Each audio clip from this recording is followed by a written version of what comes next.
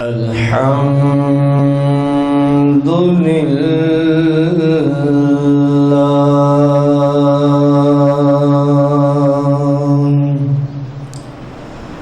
الحمد لله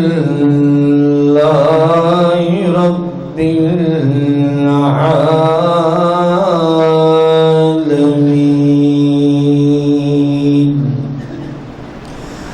والعاقبة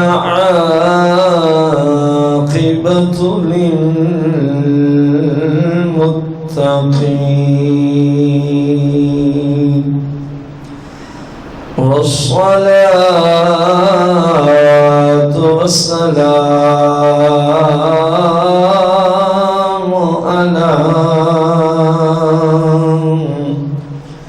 على سيد الأنبياء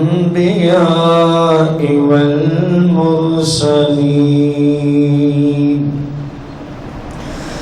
وعلى آله وأصحابه وأزواجه وعلماء ملته أجمعين. أما بعد فأعوذ بالله من الشيطان الرجيم. بسم الله الرحمن الرحيم. قال الله تبارك وتعالى في القرآن المجيد والفرقان الحميد في شان حبيبه عليه الصلاة والتسليم. إن الله وملائكته يصلون على النبي يا أيها الذين آمنوا صلوا عليه وسلموا تسليما.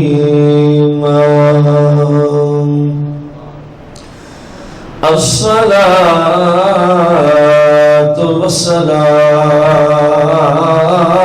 والسلام عليك يا سيدي يا رسول الله. الصلاة والسلام عليك يا سيدي يا حبيب الله. الصلاة والسلام عليك يا سيدي يا شفيع المذنبين. الصلاة والسلام عليك يا سيدي يا رحمة للعالمين. الصلاة والسلام عليك يا سيدي يا جد الحسن والحسين. مولاي صل وسلم دائما أبدا على حبيبك خير الخلق كلهم. हम्द और सलात के बाद سامعین محتشم، احباب ذی وقار، ہمارے آج کے جمعۃ المبارک کے خطبے کا جو موضوع ہے شان ہے سیدنا صدیق اکبر خلیفہ اول بلا فصل رضی اللہ تعالی عنہ، قسط نمبر 5 از احادیث مبارکہ، اور یہ آپ کی شان کے متعلقہ آج کی قسط نمبر 5 جو ہے یہ آخری قسط ہوگی۔ رسول کریم رؤوف الرحیم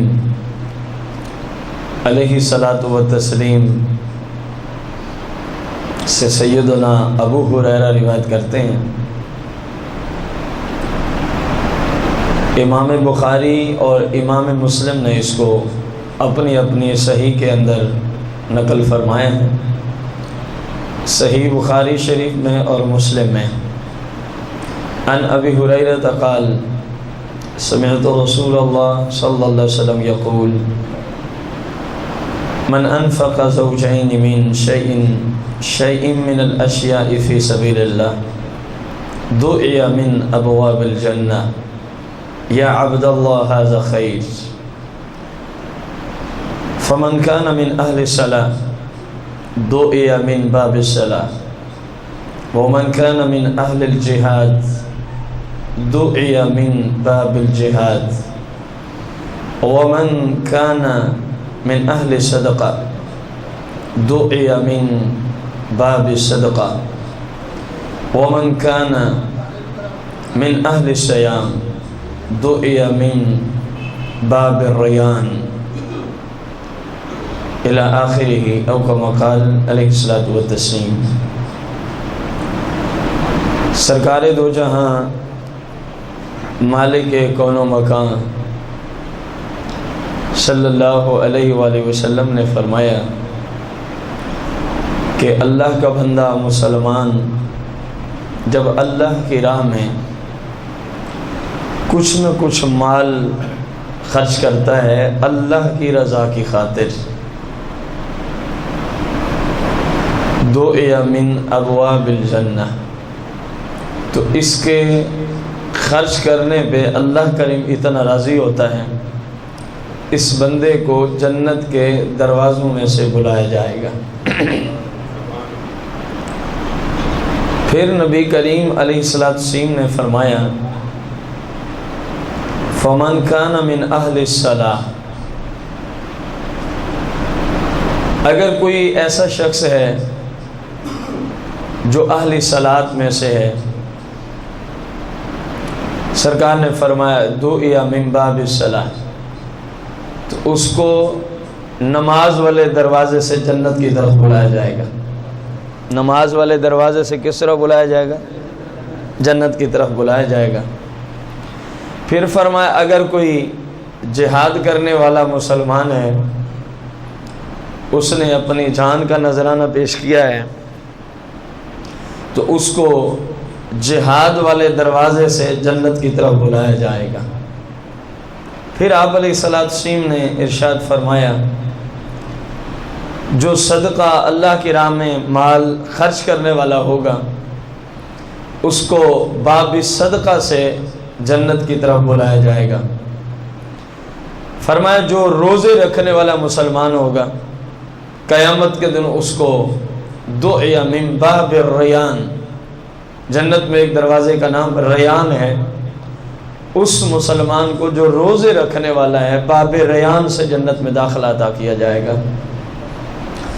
جب سرکار علیہ السلام نے یہ مختلف صورتیں بیان کی تو سیدنا ابو بکر صدیق خلیفہ اول بلا فصل رضی اللہ تعالی عنہ نے عرض کی یا رسول اللہ صلی اللہ علیہ وسلم، آپ کی امت میں کوئی ایسا بھی ہوگا جس کو ان تمام دروازوں سے جنت والے بلائیں، نماز والے سے علیحدہ، صدقے والے سے علیحدہ، جہاد والے سے علیحدہ روزے والے سے؟ آپ نے تو ایک ایک کے بارے میں فرمایا. آپ کی امت کا کوئی ایسا فرد بھی ہے جس کے لیے یہ سارے دروازے کھلے ہوئے ہوں؟ سرکار دو جہاں مالک کون و مقام علیہ الصلوۃ والتسلیم نے فرمایا نعم، ہاں میری امت میں ایسے لوگ بھی ہیں، ہاں میری امت میں ایسے لوگ بھی ہیں کہ جن کے لیے جنت کے سارے دروازے کھلے ہوئے ہوں گے، جن کے لیے جنت کے سارے دروازے. اگلی بات بڑی سننے کے قابل ہے. فَأَرْجُ أَن تَكُونَ مِنْهُمْ یا ابا بکر. سرکار نے فرمایا کہ جہاں میری امت میں ایسے لوگ آئیں گے، ایک گروہ ہوگا، پورا ایک تعداد ہوگی کہ جن کے لیے جنت کے سارے دروازے کیا ہوں گے؟ کھلے ہوئے ہوں گے. فَأَرْجُ أَن تَكُونَ مِنْهُمْ یا ابا بکر. فرمایا اے ابو بکر، جہاں کوئی اور لوگ آئیں گے نا جن کے لیے سارے دروازے کھلے ہوئے ہوں گے جنت کے، ان میں سے ایک کا نام ابو بکر بھی ہوگا، ان میں سے ایک کا نام ابو بکر بھی ہوگا کہ اے ابو بکر تیرے لیے اللہ کریم نے جنت کے سارے دروازے کھول دیے ہیں، تو جس سے چاہے گا تیرے لیے داخلہ ہے، تو جس سے چاہے گا تیرے لیے کیا ہے؟ داخلہ ہے. ان ابی ہریرہ رضی اللہ عنہ قال قال رسول اللہ صلی اللہ علیہ وسلم. سیدنا ابو ہریرہ رضی اللہ تعالی عنہ روایت کرتے ہیں، فرمایا کہ آقا کریم صلی اللہ علیہ وسلم نے ارشاد فرمایا سیدنا ابو بکر کو خطاب کرتے ہوئے، سیدنا ابو بکر صدیق کو خطاب کرتے ہوئے، گویا صحابہ و اہل بیت موجود ہیں، سرکار علیہ السلام نے ان میں سے فرمایا یا ابا بکر، یا ابا، یعنی تمام صحابہ و اہل بیت میں سے سرکار نے سیدنا ابو بکر صدیق کا نام لے کے پکارا اور ساتھ فرمایا کہ میری امت میں سے، میری امت میں سے جو سب سے پہلا شخص جنت کو داخل ہوگا، اے ابو بکر مبارک ہو، وہ ابو بکر صدیق ہی داخل ہوگا، وہ ابو بکر صدیق ہی داخل ہوگا. میری امت میں سے جو جنت میں سب سے پہلا فرد داخل ہوگا، سرکار علیہ السلام نے فرمایا وہ سیدنا ابو بکر صدیق رضی اللہ تعالی عنہ کی ذات ہوگی. یہ مختلف مواقع پر مختلف مناسبت سے مختلف لوگوں کو سرکار علیہ السلام نے یہ شان عطا فرمائی ہے. یہ تضاد نہیں ہے کہ فلاں جگہ تو حدیث میں یوں آیا، فلاں جگہ یوں آیا، اس میں کوئی تضاد نہیں ہے. مختلف مواقع کی مناسبت سے، مختلف شخصیات کی مناسبت سے ان کو عزت دینے کی غرض سے سرکار نے یہ جملے عطا فرمائے ہیں. تو ان میں سیدنا ابو بکر صدیق رضی اللہ تعالیٰ عنہ کو فرمایا کہ آپ میری امت میں سب سے پہلے جنت میں داخل کیے جائیں گے. نبی کریم رؤوف الرحیم علیہ الصلوۃ والتسلیم سے سیدنا عبداللہ بن عمر، سیدنا عبداللہ بن عمر روایت کرتے ہیں ان ابن عمر رضی اللہ عنہما ان رسول اللہ صلی اللہ علیہ وسلم قال لأبی بکر وانت صاحبی علی الحوض وصاحبی فی الغار او کما قال علیہ الصلوۃ والتسلیم. اندازہ لگانا حدیث شریف کے دو پہلو ہیں، ایک شان صدیق اکبر پر ہے، ایک آپ کے عقائد پر مشتمل جملہ ہے. سرکار دو جہاں صلی اللہ علیہ وسلم نے ارشاد فرمایا، جس کو روایت کیا عبداللہ بن عمر نے، خلیفہ ثانی سیدنا فاروق اعظم رضی اللہ عنہ کے شہزادے عبداللہ نے اس حدیث کو روایت کیا. قال لأبی بکر، سرکار علیہ السلام نے ابو بکر سے ارشاد فرمایا، کیا ارشاد فرمایا؟ انت صاحبی علی الحوض وصاحبی فی الغار. سرکار علیہ السلام نے فرمایا کہ اے ابو بکر آپ میرے صاحب ہیں، آپ میرے دوست ہیں، آپ میرے ساتھی ہوں گے. حوض کوثر پہ بھی آپ میرے ساتھی ہوں گے، حوض کوثر پہ بھی آپ میرے کیا ہوں گے؟ ساتھی ہوں گے. اور فرمایا وہ صاحبی فی الغار، اے ابو بکر ایک رات آنے والی ہے، ہجرت کی رات، غار ثور میں بھی آپ میرے ساتھی ہوں گے، غار ثور میں بھی آپ میرے کیا ہوں گے؟ اب یہاں پر ایک جانب تو ابو بکر صدیق رضی اللہ عنہ کی شان واضح فرما دی کہ آپ کی اتنی شان ہے، اتنی شان ہے، رسول اللہ خود فرما رہے ہیں کہ ابو بکر حوض کوثر پہ بھی آپ میرے ساتھی ہوں گے، دوست ہوں گے، صحابی ہوں گے، اور ایک رات آنے والی ہے، ابھی آئی نہیں ہے، ابھی آنے والی ہے، ہم ہجرت کریں گے اور غار ثور میں بھی آپ ہمارے کیا ہوں گے؟ ساتھی ہوں گے۔ اے ابو بکر صدیق، میرا یہاں پر ایک سوال ہے، غار ثور میں آپ ہمارے کیا ہوں گے؟ یہ رسول اللہ نے صحابہ اور اہل بیت کے مابین جملہ ارشاد فرمایا۔ یقیناً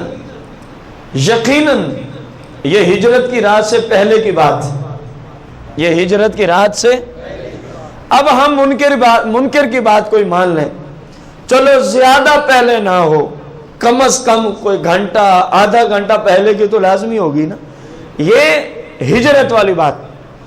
اور جو ہے نا بات کوثر والی، وہ تو پھر اللہ جانے یا اللہ کا رسول ہی جانے کہ یہ کتنے ہزار سال پہلے کی بات، کتنے ہزار سال بعد میں ہونے والی بات کو مصطفیٰ کریم نے پہلے دیکھ کے ابو بکر صدیق کو بتا دیا ہے۔ اب اندازہ لگائیں کس قدر دکھ ہوتا ہے لوگوں کے بعض کلمات پر، جو لوگ کہتے ہیں جی ہم نے اس نبی کا کلمہ پڑھا ہے معاذ اللہ جس کو دیوار کے پیچھے کبھی پتہ نہیں ہوتا تھا۔ ارے ندانو، احمقو، بے وقوفو، یہ تو مرزا غلام احمد قادیانی جیسے لانتی لوگوں کی بات تم کرتے ہو۔ مرزا غلام احمد قادیانی جس بندے نے اس لانتی کا کلمہ پڑھا ہے وہ یہ جملہ بولے چلو سمجھ میں آئے، چلو سمجھ میں، کیونکہ ان کا نبی کذاب، مرزا غلام احمد قادیانی کیا تھا؟ کذاب، وہ باطن بدبخت خبیث، اس کو دیوار کے پیچھے کا پتہ نہیں۔ یہ جملہ کوئی مرزائی بولے چلو بندے کی سمجھ میں آ جائے گا، چلو بندے کی سمجھ میں آئے گا کہ یار اس نے حق بات کی ہے، اس نے کیا کی ہے، کیونکہ مرزا بدبخت کچھ بھی نہیں جانتا تھا، خواہ میں جھوٹا نبوت کا کیا کر دیا تھا؟ دعویٰ کر دیا تھا۔ تمہیں تو شرم آنی چاہیے، تم تو اس نبی علیہ السلام کے امتی اور غلام ہو، اس نبی علیہ السلام کی ذات پہ کلمہ پڑھتے ہو جس نبی علیہ السلام نے آج سے 1400 سال پہلے کی بات ابو بکر صدیق کو فرمائی ہے، اور اس میں نہ جانے کتنے غیب آ رہے ہیں۔ سرکار نے فرمایا اے ابو بکر، حوض کوثر ہوگا، آپ میرے ساتھی ہوں گے، آپ میرے کیا ہوں گے؟ ابو بکر صدیق رسول کریم صلی اللہ علیہ وسلم کی زہری حیات سے بھی 2-2.5 سال بعد میں دنیا سے تشریف لے کے جا رہے ہیں۔ آپ اندازہ لگائیں کسی کے جنت میں جانے یا نہ جانے کا تعلق اس کی آخری سانسوں سے تعلق رکھتا، ایسے ہے کہ نہیں؟ میں آپ کے سامنے مسلمان ہوں الحمدللہ علی احسانی، لیکن میرے پاس یا آپ کے پاس گارنٹی تو نہیں ہے نا کہ جب میں مرنے لگوں، امید اپنی جگہ مسلم ہے، امید اپنی جگہ مسلم ہے، لیکن کوئی مجھے گارنٹی لکھ کے نہیں دے سکتا کہ جب آپ مریں گے تو آپ کا ایمان محفوظ رہے گا۔ کسی کے پاس گارنٹی، یہ سر میری بات نہیں، آپ سب کی بھی یہی بات، آپ سب کی بھی یہی بات ہے، کیونکہ جو روایات مذکور ہیں کہ بندہ جب مرنے لگتا ہے تو شیطان اس کے ایمان کو لوٹنے کی کوشش کرنے کے لیے آ جاتا ہے، اور پھر جس نے ساری زندگی گل چھرے اڑائے ہوں، جس نے ساری زندگی رسول اللہ کی شریعت کو پامال کیا ہو، نہ اس کو نماز کی فرصت، نہ اس کے چہرے پہ رسول اللہ کی سنت مبارک کا کوئی سایہ، نہ اس بندے کی زندگی میں زکوٰۃ، نہ حج، نہ روزہ، اپنی مرضی سے زندگی گزارتا رہا رسول اللہ کی شریعت کو توڑتے ہوئے۔ فرمایا جب مرنے لگے گا اس کا ایمان تباہ و برباد ہو جائے گا، اس کا ایمان کیا ہو جائے گا؟ تباہ و برباد ہو جائے گا۔ فرمایا جس پہ حج فرض ہو جائے، جس پہ کیا ہو جائے، تاکہ وہ بات آپ کو واضح طور پہ سمجھ آئے، اور وہ حج نہ کرے، اور وہ حج، ابھی تو بیٹیاں رہتی ہیں جن کی شادی کرنی ہے، ابھی تو بیٹے رہتے ہیں جن کی شادی کرنی ہے، ابھی تو مکان نہیں بنا، ابھی تو میں نے گاڑی نہیں خریدی، ابھی تو اتنے پلاٹس نہیں ہیں، اتنا بیلنس نہیں ہے، یہ کہانیاں اس کو آڑے آ گئی۔ اور حج پہ پتہ ہے حج فرض ہونے کے لیے کتنے پیسے درکار ہیں؟ 10 لاکھ روپے، 5 لاکھ نہیں۔ اس وقت حکومت وقت جتنے پیسے درخواست کے لیے وصول کر رہی حج کی درخواست کے لیے 2,75,000 فرض کیا ہم نے، کتنے؟ جس مسلمان کے پاس یہ مالیت موجود ہے اس مسلمان پہ حج فرض ہوگا، بھلے وہ مکان کرایہ کا ہی کیوں نہ ہو، کہ میں نے تو بھی مکان بنانا ہے۔ حج کا موسم ہو، حج کا موسم کب ہوتا ہے؟ جب حج کی اس ملک میں درخواستیں وصول کی جا رہی اور بندے کے پاس اتنا رقم ہو کہ وہ جا اور آ سکے اور پیچھے گھر والے کھانا کھاتے رہیں، وہ بھوک سے نہ مر جائے واپسی آنے تک، اس مسلمان پہ حج کیا ہو جاتا ہے؟ بھلے 20 بیٹیاں بیٹھی ہیں، 30 لڑکے رہتے ہیں شادی کرنے والے، یہ ہماری کہانی ہے، اسلام نے اس پہ حج کیا کر دیا ہے؟ فرض کر دیا۔ جس کے پاس اتنے پیسے ہیں یا جس کی تجارت اتنی وسیع ہے، کاروبار اتنا وسیع ہے، اگر حج پہ جانے جتنے پیسے اپنے کاروبار سے نکال لے اور واپسی آنے تک گھر والے کھانا کھاتے پیتے رہیں گے، کاروبار کو اتنا نقصان نہیں آئے گا اتنے پیسے نکالنے سے کہ اس کا کاروبار ہی بند ہو جائے، حتیٰ کہ گھر والے بھوک سے مر جائیں، اس تاجر پہ بھی حج فرض ہو جاتا ہے، اس تاجر پہ بھی حج کیا ہو جاتا ہے؟ فرض ہو جاتا ہے۔ اب اندازہ لگانا کتنے پیسوں سے حج فرض ہوا اور کتنے لوگوں کے پاس یہ موجود ہیں اور کتنے فیصد حج پہ جا رہے ہیں، یہ آپ کے سامنے۔ سرکار دو جہاں مالک کون و مکان علیہ السلام نے فرمایا جس پہ حج فرض ہوا اور وہ نہ کر سکا حتیٰ کہ موت کا وقت آ گیا، فرمایا ممکن ہے یا یہودی ہو کے مرے گا یا عیسائی ہو کے مرے گا۔ تو ان دلائل سے ثابت ہوا کسی بندے کے ایمان کے بارے میں یا آپ نہیں جانتے کہ مرتے وقت ایمان محفوظ رہے گا یا نہیں رہے گا۔ بھائی صاحب مرنے کی بات تو بہت دور ہے، رسول کریم صلی اللہ علیہ وسلم کی حدیث مبارکہ ہے، فرمایا امت پہ ایسا زمانہ آنے والا ہے بندہ صبح کے وقت مسلمان ہوگا تو شام تک کافر ہو جائے گا، شام کے وقت مسلمان ہوگا تو صبح تک کافر ہو جائے گا۔ یہ رسول اللہ کی حدیث اسی زمانے کے لیے تھی۔ آج آپ اندازہ لگائیں، میں پہلے جب میں ابتداً آج سے کوئی تقریباً 15 سال پہلے جب میں نے پڑھائی اس طرف تعلیم لینا شروع کی تو اس بات پہ سوچنے پہ میں بڑا پریشان تھا۔ چلو دین کو تو سمجھ آتی ہے کہ بندہ دین کو مختلف انداز سے گفتگو کر جاتا ہے، دین کو کسی کے ساتھ کوئی ایسا کلام کر دیا، ممکن ہے کوئی کلمہ کفر نکل جائے اور شام تک کیا ہو جائے، لیکن یہ بات اس وقت ہماری سمجھ میں نہیں آتی تھی کہ رات کو بندہ مسلمان ہے صبح اٹھا ہے کافر۔ تو آج بڑی اچھے طریقے سے سمجھ آ رہی ہے، بلکہ دین کی بنسبت اس وقت جو ہمارے معاشرے اور جو اس وقت مسلم معاشرہ مسلم سوسائٹی میں خصوصاً نوجوان طبقے کے اندر جو انٹرنیٹ کی غلط استعمال کی وبا پھیلی ہوئی ہے، اب ہمیں یہ بات ازل من الشمس سمجھ آتی ہے کہ رات کو عشاء کے بعد بیٹھنے والی بچی، رات کو عشاء کے بعد نیٹ پہ جو غلط طریقے سے استعمال کرتے ہیں، بیٹھنے والا وہ ہمارا بھائی جو ساری رات وہاں بیٹھا ہے، ایسے ایسے کلمات بک دیتے ہیں، ایسی ایسی گندی فوش نظمیں شاعر اور اس طرح کے گندے گانے باجے سنتے ہیں کہ جن کے سننے سے اسلام سے بندہ خارج ہو جاتا ہے، جن کے اندر اللہ کی توہین ہے، رسول اللہ کی توہین ہے، قرآن کی توہین ہے۔ ان بیچاروں کو تو علم ہی نہیں ہے، جس طرح ادھر سے سنا اسی طرح گنگنا دیا، اسی طرح گنگنا دیا۔ جیسی گستاخی پہ مبنی اس نے تحریر اس کے پاس پہنچی، اس نے آگے کسی اور دوست کے ساتھ چیک کر دی، اس نے آگے اس کو جانے دیا۔ اس بیچارے کو تو علم ہی نہیں ہے ایمان کیا ہے، کفر کیا ہے، کون سا جملہ ایمانیات پہ ہے، کون سا جملہ کفریات پہ ہے۔ آج سمجھنا بڑا آسان ہو گیا، عشاء تک مسلمان ہے، رات کو نیٹ پہ بیٹھتا ہے، کوئی ایسی بکواس بک دیتا ہے کلمہ کفر، یا اس کو زبان سے دہرا دیتا ہے، یا کسی کنجری کو کہہ دیتا ہے ایسا جملہ، میرے بھائی وہ صبح ہونے سے پہلے ہی کافر ہو جاتا ہے۔ کسی کے مرنے تو بہت دور کی بات ہے۔ یہ چند مثالوں سے آپ کو مسئلہ ازل من الشمس سمجھ آ گیا ہوگا کہ کسی کا کوئی بھروسہ نہیں ہے کہ کس وقت وہ کافر ہو جائے، خصوصاً ہمارے زمانے میں، خصوصاً ہمارے بالخصوص نوجوان طبقے کی طرف نسبت کرتے ہوئے جو قرآن و حدیث کے علم سے دور بھاگتے ہیں، علماء کی صحبت سے دور ہیں، ان کو علماء اپنے دشمن نظر آتے ہیں، ان کو زمانے کے مفتی اپنے دشمن نظر آتے ہیں، ان کو اچھا لگتا ہے تو یہودی، ان کو اچھی لگتی ہیں تو یہودیوں کی عورتیں، ان کو کلچر اچھا لگا تو یہود و نصارہ کا، ان کو ثقافت پسند آئی تو یہود و نصارہ کی، اپنے محبوب تو عالم رسول کریم رؤوف الرحیم علیہ السلام کا طریقہ تو ان کو دور تک پسند ہی نہیں ہے۔ میں غلط بات کر رہا ہوں؟ ورنہ میرا آپ سے سوال ہے، چہرے پہ مکمل داڑھی سجانا یہ کس ہستی کا طریقہ ہے؟ جن کو پتہ ہے کم از کم وہی بولیں۔ جو داڑھی منڈاتے ہیں میں ان سے بھی کلام نہیں کرنے جا رہا۔ اب کسی نے داڑھی کا فیشن ایسا شروع کر دیا، دور سے دیکھو معلوم نہیں ہوتا یہ کوئی کتا ہے یا انسان ہے۔ کسی کی داڑھی کی ڈیزائننگ ایسی ہے دور سے دیکھو معلوم نہیں ہوتا خنزیر ہے یا کوئی انسان کا شکل ہے. خدا کا خوف نہیں ہے لوگوں میں. اور آج تک یہودیوں نے عیسائیوں نے داڑھی منڈانے پہ تمہیں ڈھوس دی, تم نے قبول کر لی. اب وہ داڑھی کی توہین پہ تولا ہے, تم نے قبول کر لی. رکھا کیا ہے تم نے اپنے پلے؟ بتاؤ یہ رسول اللہ کی داڑھی کی توہین ہے کہ نہیں ہے جس طرح آج کل ڈیزائننگ شروع ہے؟ ان مسلمانوں کو کیا ہو گیا ہے؟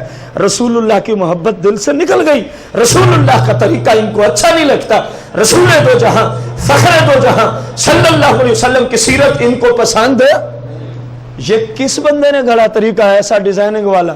کسی عیسائی نے, کسی مرزائی نے, کسی قادیانی نے, کسی یہودی نے, کسی بت پرست نے, کسی مشرک نے. اور تمہیں اپنے نبی کا طریقہ اچھا نہ لگا, کسی کافر کے طریقے کے پیچھے پڑ گئے. کچھ تو سوچو. داڑھی کو منڈانا گناہ تھا, اب ڈیزائننگ کروانا داڑھی کی توہین بھی ساتھ ہے. داڑھی کی توہین بھی ساتھ ہے. بات سمجھ آئی ہے کہ نہیں آئی؟ کہانیوں سے تو بندہ عاشق رسول نہیں بنتا, جھوٹے نعروں سے تو کوئی عاشق رسول نہیں بنتا. عاشق رسول کے لیے تو ضروری ہے اپنے محبوب کی سیرت کے مطابق زندگی گزارے. ایک بندے کو طریقہ یہودیوں کا اچھا لگتا ہے, اس نے رسول اللہ سے محبت کتنی کی ہے؟ میرا سوال ہے, میں بھول رہا ہوں, آپ کو کھڑے ہو کے اس میری غلطی پر متنبع کرنے کی اجازت. میں ناراض نہیں ہوتا اگر میں کہیں بھول جاؤں, کیونکہ میں بھی آپ جیسا ایک بشر ہوں, ایک انسان ہوں, ممکن ہے مجھ سے بھی خطا ہو جائے. آپ کو سمجھانے کی بالکل اجازت, اور میں الحمدللہ ناراض بھی نہیں ہوتا. لیکن جو سمجھانے کھڑا ہوگا, جس طرح میں دلیل سے بات کرتا ہوں, اس کو بھی دلیل سے کرنی پڑے گی کہ آپ نے یہ جملہ کہا ہے فلاں حدیث سے ٹکرا رہا ہے. توہین ہے کہ نہیں ڈیزائننگ؟ بولو تو صحیح. اور کر کون رہے ہیں, مسلمان یا کافر؟ دیکھا کن کو ہے؟ بولو بولو. اب ان کو پسند ہے اپنے نبی کا طریقہ, یہ ان کو پسند ہے اپنے نبی کا طریقہ. تمہارے جملے کچھ ہیں, تمہارا عمل کچھ ہے, تمہارا قول کچھ ہے, تمہارا فعل کچھ ہے. اس کو کہتے ہیں قول و فعل میں تضاد. قول و فعل میں تضاد. تو ان باتوں سے آپ کو سمجھ آ گئی ہوگی بات کہ بندہ کسی وقت بھی, ہر وقت اللہ سے ڈرنا چاہیے, ہر وقت اللہ سے ڈرنا چاہیے, خصوصاً جب دین سے دور ہو جائے اور 24 گھنٹے یہودیوں کے پیچھے پڑا رہے, عیسائیوں کی سیرت کے پیچھے پڑا رہے. پھر بہت ہی نازک مرحلہ ہے. نہ جانے کس وقت کوئی ایسا جملہ نکل جائے, نہ جانے کس وقت کوئی ایسا جملہ نکل جائے. ان کے ہاں تو وہ سب ٹھیک ہے جو یہودیوں نے گھڑ دیا, جو عیسائیوں نے گھڑ دیا. حالانکہ ان کی اس وقت سب سے زیادہ زور کس بات پر ہے؟ اس وقت یہودیوں کے جتنے شاعر ہیں, عیسائیوں کے جتنے شاعر ہیں, ہندو مذہب کے جتنے شاعر ہیں, ان کی اس وقت زور کس چیز پر ہے؟ اللہ عز و جل, اس کے انبیاء علیہ السلام, انبیاء کی ازواج رضی اللہ عنہن اجمعین, انبیاء علیہ السلام کے اہل بیت رضی اللہ عنہم اجمعین, انبیاء علیہ السلام کے صحابہ رضی اللہ عنہم اجمعین. اور حقیقی علماء ورثائے انبیاء جن کو سرکار نے نبیوں کا وارث قرار دیا ہے. اب ان کا 24 گھنٹے کام, ہاں ایک بات رہے گی, اور قرآن کتاب اللہ. ان باتوں, ان نفوس قدسیہ کی توہین پہ مبنی اب وہ سارا لٹریچر شائع کر رہے ہیں. کوئی مانے تب بھی یہی بات ہے, نہ مانے تب بھی یہی بات. جب مسلمانوں کے میڈیا میں, اسلامی ریاست ہے نا جس میں ہم بیٹھے ہیں, پاکستان, مسلمانوں کے پیسوں سے چلنے والا, مسلمانوں کے ملک میں چلنے والا میڈیا, جب اس پہ قرآن حدیث انبیاء صحابہ ازواج کی توہین کی جا رہی ہے تو سمجھ نہیں آتی کہ ڈوز کہاں سے آ رہی. اور الٹا یہ الزام بھی ہے, جو توہین والے گستاخ کے سامنے قرآن و حدیث کو پیش کرے, یہ بڑے شدت پسند اسلام والے ہیں. الٹا فتویٰ ہمارے اوپر ہے, یہ بڑے شدت پسند ہے. اس کتے کے بارے میں تجھے سمجھ نہیں آئی جس نے رسول اللہ کی شان میں بکواس کی ہے؟ تجھے اس بندے کے اندر سختی نظر آئی ہے جس نے اس بکواس کرنے والے جہنمی مرتد کتے کو واسع میں جہنم کر دیا؟ تجھے یہ سخت نظر آتا ہے؟ خدا کی قسم ہے جس بندے نے رسول اللہ کی توہین کی ہو, اللہ کی قسم ہے وہ اللہ کی زمین پر رہنے کے قابل نہیں ہے. وہ گستاخ جہاں جس کو نظر آئے اس کی گردن اڑا کے یہ شہادت کے رتبے کو پہنچے, اس کو جہنم کے کتوں کے حوالے کر دے. قرآن و سنت کا یہ فتویٰ، یہ ہمیں کہتے ہیں سختیاں بڑی کرتے ہیں۔ قرآن و سنت کا مسئلہ ہے، تمہارے جج کے خلاف کوئی بولے تو تمہارے ہاں قانون ہے، ایک چمچے کرچھے وزیر کے خلاف کوئی زبان درازی کرے اس کے لیے قانون ہے، تمہارے چپڑاسی کے خلاف کوئی بندہ بات کرے اس کے لیے تمہاری عدالتوں میں قانون ہے۔ اگر قانون نہیں ہے تو سارے جہانوں کے مالک و مختار رسول کریم صلی اللہ علیہ وسلم کی شان میں توہین کرتے رہے، تمہاری آنکھیں بھی بند ہیں، کانوں میں سیسا پگھلا کے ڈالا ہوا ہے۔ ورنہ یہ میڈیا پہ نت نئے کوئی آ رہا ہے میں ذلی نبی ہوں، کوئی ایسے دعوے کر رہا ہے، نبوت کے دعوے ہو رہے ہیں آپ کے ملک میں، کوئی رسول اللہ کی کھلم کھلا توہین کر رہا ہے، حکومت چپ ہے، ان کو نہیں سمجھ، اگر ان کے خلاف کوئی بات ہو جائے تو بندے کو جہاں سے مرضی پکڑنا پڑے دیر ہی نہیں لگائیں گے۔ انبیاء کی شان میں توہین ہے، صحابہ کی شان میں توہین ہے، ازواج کی شان میں توہین ہے، ہمارے مسلمان خود ان کے ساتھ ملے ہوئے ہیں، اس سے بڑھ کے اور کوئی ظلم ہو سکتا ہے؟ یہ خود ملے ہوئے ہیں۔ انڈیا کے 100 گانا بندہ لے آئے، مجھے پتہ نہیں نہ میں اس کنجر خانے کو سنتا ہوں، اللہ اس دن سے پہلے مجھے موت عطا فرما دے جس دن ایسا نظریہ ہو جائے۔ حقیقت مسلمان عرض کر رہا ہوں 100 میں سے شاید کوئی ایک بھی ایسا نہ ہو جس میں اسلام اور بانی اسلام یا قرآن کی توہین نہ ہو، لیکن سنتے کون ہیں؟ عاشق رسول کا ہے نا، ابھی آپ نے تھوڑا فتویٰ دیا ان کو، یہ عاشق رسول ہیں، اور جب ہم بات کریں تو ہم سے الٹا ناراض، اور جی ان کو اور کوئی موضوع ہی نہیں آتا، ہم کیا کریں، مجبور ہیں، جو موضوع سامنے ہو پھر اسی کو لے آنا پڑتا ہے، مجبوری ہے علماء کی بھی۔ تو کسی وقت بھی بندہ اگر کلمہ کفر کہے تو اسلام سے خارج، لیکن کسی کو پتہ کہ جملہ کب کہے گا، یہ جملہ کب کہے گا۔ رسول کریم صلی اللہ علیہ وسلم نے جو ابو بکر صدیق کو فرمایا کہ آپ میرے دوست، صاحب اور صحابی ہوں گے، کہاں حوض ہے، تو ایمان والی حالت دیکھ رہے تھے کہ نہیں دیکھ رہے تھے کہ جب ابو بکر کا آخری وقت آئے گا ایمان محفوظ رہے گا۔ ایمان کیا رہے گا؟ یہ غیب نہیں ہے تو کیا ہے، ابھی زندہ ہے ایک بندہ، اس کو پہلے فرمایا جا رہا ہے آپ کا ایمان محفوظ ہے، آپ کا ایمان کیا ہے؟ محفوظ ہے۔ یہ غیب نہیں ہے تو کیا ہے؟ دیوار کے پیچھے کی باتیں تو دور کی ہیں، رسول اللہ نے ہزاروں سال بعد میں ہونے والی بات بھی اپنے صحابہ کو بتا دی، فرمایا حوض کوثر ہوگا، ایک طرف میں کھڑوں تو دوسری جانب جناب صدیق اکبر کھڑے ہوں گے، دوسری جانب سیدنا صدیق اکبر رضی اللہ تعالی عنہ کی ذات ہوں گی۔ رسول کریم رؤوف الرحیم علیہ السلام سے ابو ہریرہ روایت کرتے ہیں، رسول کریم علیہ السلام نے ارشاد فرمایا، قال رسول اللہ صلی اللہ علیہ وسلم اُرِجَ بِي إِلَى السَّمَاءِ فَمَا مَرَرْتُ بِالسَّمَاءِ إِلَّا وَجَّدْتُ فِيهَا اسْمِي محمد رسول اللہ وَأَبُو بَكْرَ الصِّدِّيقُ خَلْفِي او کما قال نبی علیہ السلام۔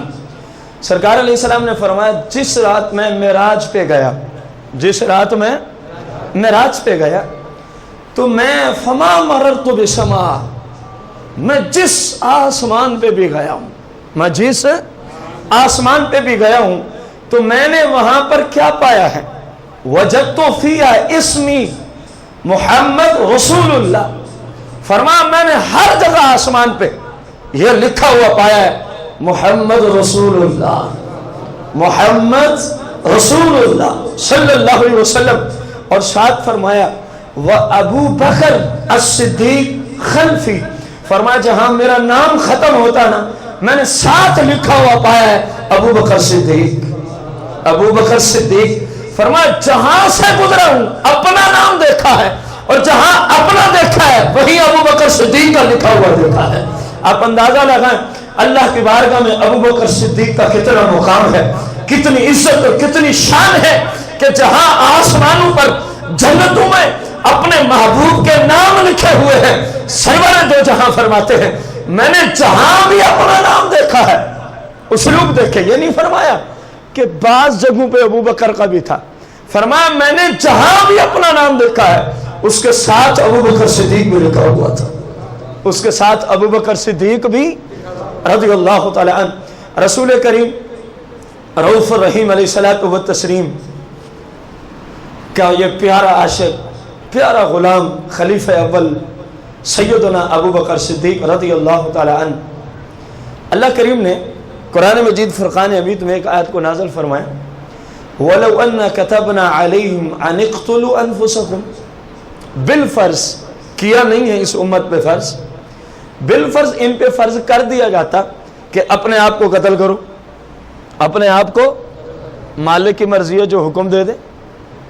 بنی اسرائیل والوں نے جب بچڑے کی پوجا کی تھی، توبہ کے لیے جناب موسیٰ علیہ السلام کو اپیل کی تھی، قرآن گواہ ہے، تو اللہ کریم نے طریقہ کیا دیا تھا توبہ کا؟ فرمایا اب اپنے آپ کو قتل کرو، توبہ قبول ہو جائے گی۔ قرآن گواہ ہے، اپنے آپ کو کیا کرو، توبہ قبول ہو جائے گی۔ جو قتل نہیں کرے گا اس کی توبہ بھی نہیں ہے۔ یہ موسیٰ علیہ السلام کی قوم ہے، اور ادھر محمد صلی اللہ علیہ وسلم کی امت کو دیکھیں، فرمایا جتنا مرضی گناہ ہوں، ریت کے پوری دنیا کی زمین اور ریت کے ذرات کے برابر، سمندروں کی جھاگ کے برابر، درخت کی پتیوں کے برابر، اتنے بھی گناہ ہوں، بس صرف اللہ کو اتنا عرض کرے، یا اللہ بھول گیا ہوں، نادم ہوں، شرمندہ ہوں، تیری بارگاہ میں توبہ کرتا ہوں، آئندہ گناہ نہیں کروں گا۔ فرمایا اس کو سمجھو التائب من الذنب کمن لا ذنب لہ، فرمایا ایسے سمجھو اس نے زندگی میں کبھی کوئی گناہ ہی نہیں کیا۔ یہ ہماری شان ہے، اس امت کی شان ہے، لیکن کن کے صدقے یہ شان ہے؟ مصطفیٰ کریم کے صدقے یہ شان ہے۔ اور ادھر جب ایک گناہ ہوا، فرمایا ان کو توبہ کرنی ہے، ایک ہی طریقہ اپنے آپ کو قتل کریں، اور انہوں نے کیا اپنے آپ کو قتل، انہوں نے اپنے آپ کو قتل۔ یہ علیحدہ بات ہے کہ جناب موسیٰ علیہ السلام کی دعا سے پھر ان کو زندہ کر دیا گیا، یہ مسئلہ ہی الگ ہے، یہ مسئلہ ہی الگ ہے کہ آپ نے دعا کی، اللہ کریم نے پھر زندہ کر دیا، اللہ کریم نے پھر۔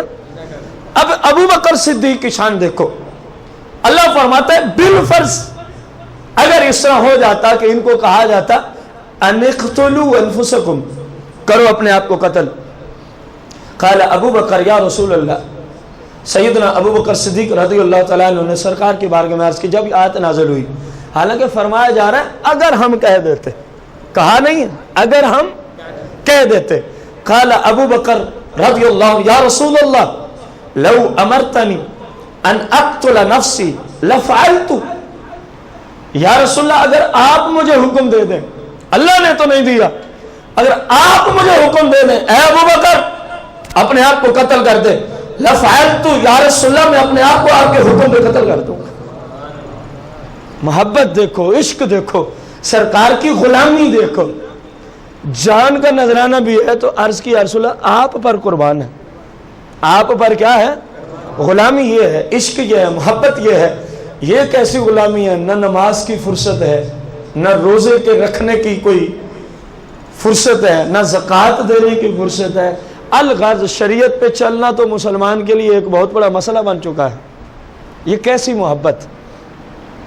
آپ بتائیں جو آقا کریم علیہ السلام کی شریعت پہ نہیں چلتا وہ آپ کی محبت میں سچا ہے؟ او یار بولو تو صحیح، اگر پتہ نہیں ہو تو میں بتا دیتا ہوں، قرآن و حدیث کی روشنی میں جو آپ علیہ السلام کی سیرت اور سنت پہ نہ چلتا ہو وہ آپ کی محبت میں سچا نہیں ہے، وہ آپ کی محبت میں سچا نہیں ہے۔ اب بتاؤ جو بندہ کہے مجھے اللہ کریم کے محبوب سے بڑی محبت ہے، بڑی محبت، اور طریقہ اس کا رسول اللہ کی شریعت کے خلاف ہے، وہ سرکار کی محبت میں سچا ہے؟ تو پھر نعرے ہم کیوں لگاتے ہیں؟ مجھے جو پتا ہے میں نے نماز کبھی نہیں پڑھی، حالانکہ محبت میں سچے ہونے کے لیے ضروری ہے جب سے میں بالغ ہوں، عاقل ہوں، ایک دن میں کتنی گھنٹے 24 اور نمازیں 5 ہیں۔ اب میں نے پڑھنی کوئی نہیں، عشق رسول میں سب سے آگے میں ہی ہوں، باقی ساری دنیا مجھ سے پوچھے میرے جیسا تو عاشق ہی کوئی نہیں۔ رمضان شریف آ رہا ہے، کئی آئے زندگی میں، اور انشاءاللہ اللہ کرے کہ کئی آتے رہیں، اللہ کرے تو دیکھ لینا کتنے فیصد مسلمان روزہ رکھتے۔ دن بڑے لمبے ہیں، 16-17 گھنٹے کا ایک دن ہے اور گرمی بڑی شدید ہے، یہ بہانہ ہے۔ ان کو یہ نہیں پتا کہ یہ جتنا بھی گرم ہوں، یہ جتنا بھی گرم دن ہوں، کم از کم جہنم کی گرمی سے تو کم ہے۔ اللہ کا خوف جو نہیں ہے میرے بھائی، جب روزہ نہیں رکھیں گے تو جہنم میں ہی جانا پڑے گا نا۔ کبیرہ گناہ جو ہے، آپ سے سوال ہے، جو بندہ کبیرہ گناہ کرے وہ جنت کا مستحق ہوتا ہے؟ زہر شریعت جو ہے، ہم زہر شریعت کے پابند ہیں۔ اللہ کی رحمت سوائے کافر کے جس کو چاہے وہ جنت میں بھیج دے، اسے کوئی پوچھنے والا، لیکن مسلمان کا کام ہے جو رسول اللہ نے ظاہری شریعت دی اس پہ عمل کرے، اس پہ کیا کرے۔ ایک بندہ اشد ترین کبیرہ گناہ کا مرتکب ہے، اسی کے لیے اللہ نے جنت بنائی ہے؟ ہرگز نہیں۔ جنت میں آئے گا ضرور، لیکن اربوں خربوں سال اپنے گناہوں کی سزا بھگتنے بعد مصطفیٰ کریم جب شفاعت فرمائیں گے تو جنت کو چلا جائے گا پھر بھی رسول اللہ کے وسیلے سے، اکیلے نہیں جا سکتے۔ روزانہ 5 وقت کی نمازیں قضا کر کے 5 کبیرہ ترین گناہ روزانہ ہو رہے ہیں۔ ایک مہینے میں کتنے بنے؟ 150 کبیرہ گناہ، 150 اندازہ لگا۔ وہ بھی کہتا ہے میرے جیسا عاشق رسول کوئی نہیں۔ میرے بھائی خدا کا خوف کر، رسول اللہ کی حقیقی محبت اپنے اندر بسا۔ سرکار کی حقیقی محبت یہ ہے کہ سرکار کے دیے ہوئے طریقے پہ بندہ عمل کرے۔ بندہ کیا کرے؟ قال النبی صلی اللہ علیہ وسلم من احیاء سنتی فقد احبنی ومن احبنی فقد کان معی فی الجنہ او کما قال علیہ السلام۔ دیکھو سرکار کی محبت کس چیز کا نام ہے؟ رسول اللہ کی حدیث میں نے آپ کے سامنے پڑھی، سرکار دو جہان صلی اللہ علیہ وسلم نے فرمایا من احیاء سنتی، جس نے میری سنت پہ عمل کیا۔ سنت کیا کہتے ہیں؟ رسول اللہ کے طریقے کو سنت کہا جاتا ہے۔ رسول اللہ کے طریقے کو کیا کہا جاتا ہے؟ فرمایا من احیاء سنتی، جس نے بھی میری سنت پہ عمل کیا، فقد احبنی، وہ بندہ مجھ سے محبت کرنے والا ہے۔ وہ بندہ مجھ سے، کتنا فرق ہے۔ میں کہوں یا رسول اللہ آپ سے مجھے بڑی محبت ہے، اور سرکار فرمائے نہیں یہ جھوٹ بول رہا ہے، اس کا کوئی فائدہ؟ اور وہ محبت لے آؤ جو رسول اللہ نے خود مہر لگائی ہے کہ جس کے پاس یہ چیز ہے وہ میری محبت میں سچا ہے، وہ میری محبت میں، اور یہ وہ مہر ہے جس کو کائنات میں کوئی نہیں توڑ سکتا۔ آپ کے پاس یہ محبت والا کام ہے، خدا کی قسم ہے آپ کبھی نہ کہیں مجھے رسول اللہ سے محبت ہے، جب سرور دو جہاں نہیں فرما دیا اس بندے نے مجھ سے محبت کی ہوئی ہے، بات ہی ختم ہو گئی۔ اس کے لیے شرط کیا رکھی ہے؟ من احیاء سنتی، جو میری سنت پہ چلے، فقد احبنی، وہ میری محبت میں سچا ہے، وہ میری محبت میں۔ ومن احبنی، جو میری محبت میں سچا ہو، جو مجھ سے محبت کرتا ہو، صلہ کیا ہے؟ فقد کان معی فی الجنہ، فرمایا جب ہم جنت کو جائیں گے تو اس کو ساتھ جنت کی طرف لے کے جائیں گے۔ یہ ہے محبت رسول۔ اس حدیث کی روشنی میں اپنے آپ کو ہر بندہ پہچان کرے میرے اندر کتنی محبت ہے۔ حدیث سمجھ آئی ہے نا آپ کو کہ جو میری سنت پہ چلے وہ مجھ سے محبت کرتا ہے، اور جو ایسی محبت مجھ سے کرے، کیسی کہ میری سنت پہ چلے، میری فقط کان معی فی الجنہ۔ ہم نعرے تو بڑے لگاتے ہیں، دعوے تو بڑے ہیں، میں رسول اللہ کے ساتھ جنت کو جاؤں گا، میں نے سرکار کے ساتھ جنت کو جانا ہے، اور یہ تیری خام خیالیاں ہیں۔ اگر سرکار کے ساتھ جانا ہے تو ان سے پوچھ تو صحیح یا رسول اللہ آپ کن کو لے کے جائیں گے؟ تیرے کہنے سے تو سرکار نے تجھے لے کے نہیں جانا۔ جب سرکار کے ساتھ جنت میں جانے کا راستہ سرکار دو جہاں نے اور بتایا ہے، اور میں کہہ رہا ہوں میں نے جانا آپ کے ساتھ ہے، لیکن میرا راستہ اور ہے، لیکن میرا راستہ بتائیں، لے جائیں گے مجھے؟ یار آپ نے جو ایک بندے کو کہا ہو میرے گھر میں آنا ہے تو فلاں گلی سے جو ہے نا وہ گیٹ ہے، لیکن داخل بھی صرف وہی ہوگا جو گیٹ کی طرف سے آئے گا۔ ایک بندہ کہ نہیں میں نے اس طرف سے آنا ہے، وہ داخل تو ہو جائے گا نا پھر۔ تو سرکار علیہ السلام بھی تو یہی فرما رہے ہیں میرے ساتھ جنت کو جانا ہے تو راستہ یہ ہے. راستہ کون سا؟ من احیاء سنتی. کتنا محبت پر ہے راستہ. فرمایا جو میرے طریقے پہ چلے، جو میری سنت کو اپنائے، اس کو ہم اپنے ساتھ جنت میں لے جائیں گے. اس کو ہم اپنے ساتھ کہاں لے جائیں گے؟ یہ سرکار کی محبت میں سچا شخص. رسول کریم رؤوف رحیم علیہ السلام کی ایک اور حدیث مبارکہ جس کا مفہوم نتیجہ تناش کر دوں. فرمایا جو میری سنت، میری شریعت پہ چلے گا اس کے لیے جنت ہے، اور جس نے میری شریعت کو توڑ دیا اس کے لیے راستہ اور طرف ہے. یہ بخاری کے اندر حدیث موجود ہے. اس کے لیے راستہ کسی اور طرف ہے. اور آپ کو پتہ ہے قیامت کے دن جب جنت کو راستہ نہ ہو تو دوسرا راستہ دوزخ کو ہی جاتا ہے. دوسرا راستہ کس طرف جاتا ہے؟ دوزخی کی طرف جاتا ہے. خدا کا نام لو میرے بھائیو، زندگی کا کوئی پتہ نہیں ہے. زندگی کا کسی کو کوئی پتہ نہیں. ابھی ہم نے نماز جمعہ ادا کرنی ہے، انشاءاللہ کریں گے، لیکن گارنٹی نہیں ہے کہ ہم پڑھ سکیں گے یا پہلے ہی موت آ جائے. ہے کسی کے پاس گارنٹی؟ کوئی پتہ نہیں ہے. یہاں سے اگلی بات بھی کوئی کرنے دے گا یا پہلے موت آ جائے گی. پہلے کیا آ جائے گی؟ بیمار. مرنے کے لیے بیمار ہونا کوئی لازم نہیں ہے، بغیر بیماری کے بھی موت آ سکتی ہے. موت کا ایک وقت مقرر ہے. قرآن نے فیصلہ دیا نہ اس سے ایک سیکنڈ آگے جائے گی نہ پیچھے، نہ آگے اور نہ ہی.